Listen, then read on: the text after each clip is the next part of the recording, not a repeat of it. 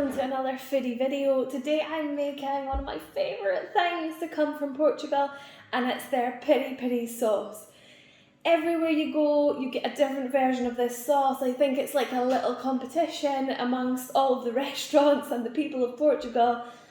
I like it hot and salty, and today I am going to make my version of peri peri sauce. Now this is such a quick and easy recipe. All you need is a mini blender, and you don't even need to cook the sauce or anything else. So let me show you the ingredients that we're going to need today. We've got quite a bit of garlic. If this was a normal size clove, it'd probably be about 4 cloves.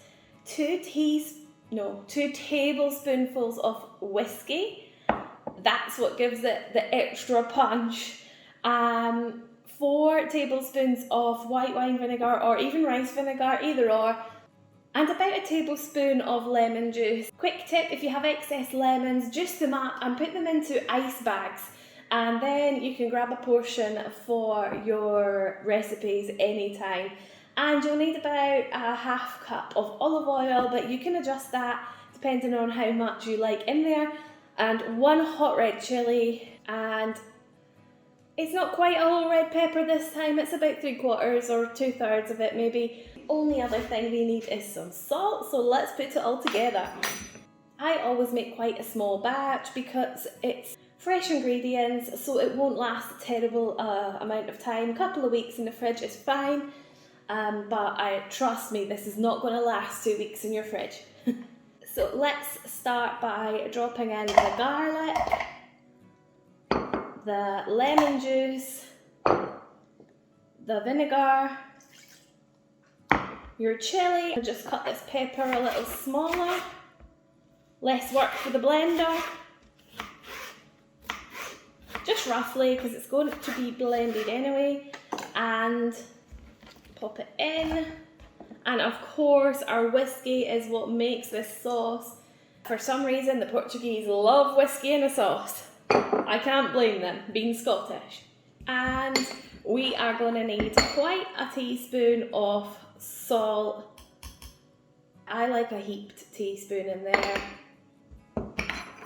And we're not going to add the oil at the moment because it kind of solidifies and goes white, so we'll add that later so it keeps nice and soft and runny. Okay, now what we need to do is blend this bad boy up.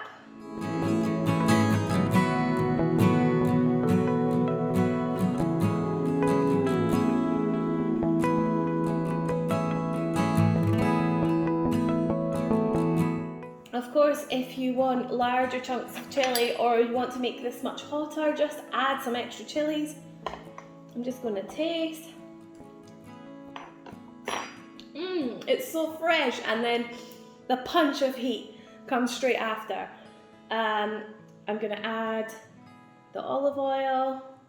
Now it looks a little foamy just now, that's because of the pepper. Once you've left this sauce for a few hours, the white will go away and it will kind of separate, and that is what you're looking for. I have a little table jar that I like to keep it in so we can have it with every meal. And I literally put this on everything. It goes in my soups, any meat dishes, it goes on my bifana.